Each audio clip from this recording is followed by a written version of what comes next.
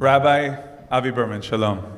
Shalom Yoni, shalom all these incredible guests. First of all, a few words about the significance. You're here a lot in the U.S., in North America, around the world. Coming these days, on Sunday the March, celebrating Israel, saluting to Israel, and it's not taken for granted these days.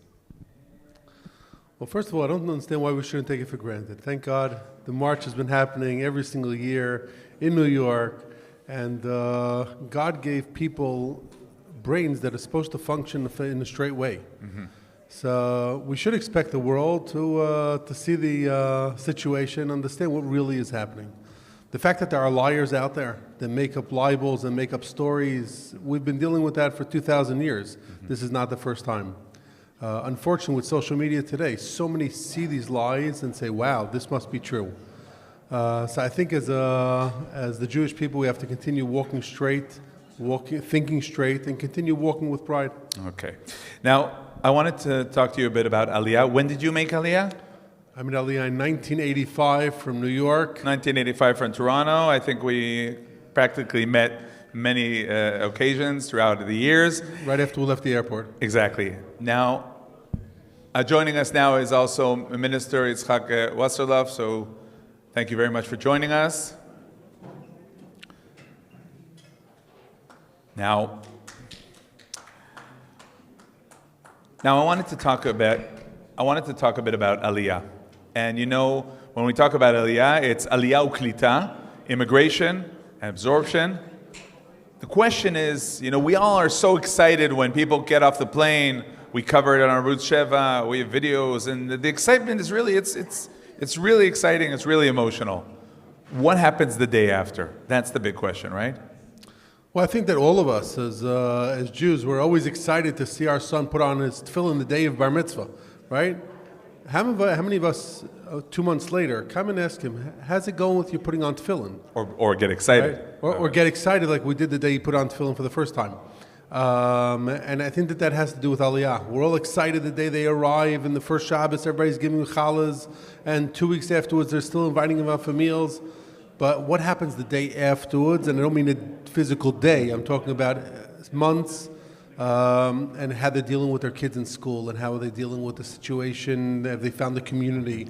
Have they found where to, go to a new shir? Have they found out which, etc. Many, many, many different challenges. So you and OU Israel decided that that's an important and urgent mission.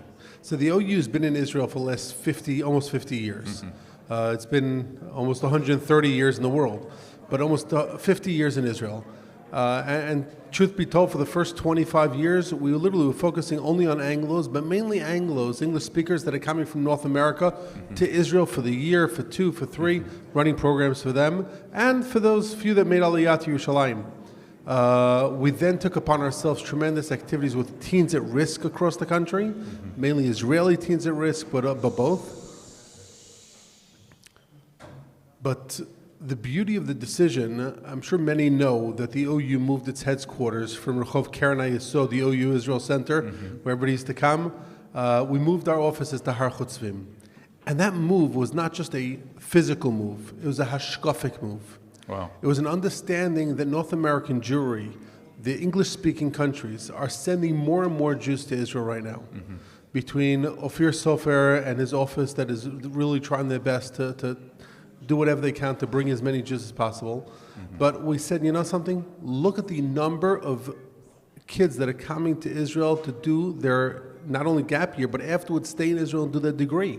How many coming to be chayalim bodedim, to do army service? They're not obligated to. They're not Israeli citizens.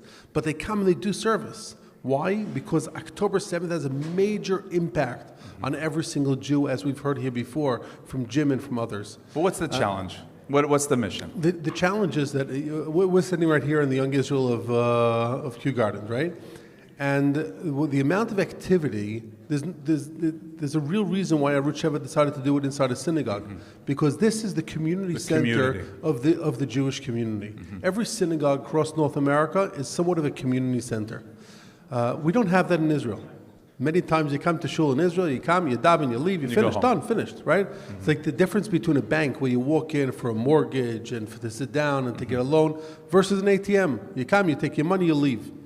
And therefore, we're looking across the country and saying two things. First of all, those that are making Aliyah, we need to make sure that we're creating communities for them to make sure that their absorption is the most incredible absorption possible. Because if their absorption is not done well, we know what happens when, unfortunately, they leave back to America and they start excusing and start explaining why it didn't go well, and then they're convincing those that want to make Aliyah not to make Aliyah.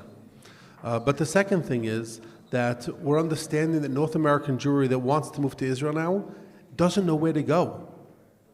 So you're helping. And what we're doing right now is we're mapping out over 300 different communities across Israel that have Anglo communities, that have English-speaking communities. Katsrin, Nahariya, not just Ra'anana. Exactly, not the big five. Now, you're doing this activity, and it's very important, but you also have demands. You call on the state of Israel, put much more effort on that absorption as well. I always say the following example. A good restaurant doesn't need advertisements. A good restaurant, everybody's leaving the restaurant, going and telling their friends how amazing it was. So you want to tell everybody about making Aliyah, Gezinter, hey, tell them to make Aliyah. But if you're not putting the resources and making sure that Klita is done in the best way possible, and to be quite honest, we're working with the Ministry of Aliyah and Klita now on JLIC, which is our program for campuses, for Anglos coming to Israel to do their degree in Israel. And they're understanding that the more that they focus on Klita, the more they're going to have people coming to Israel.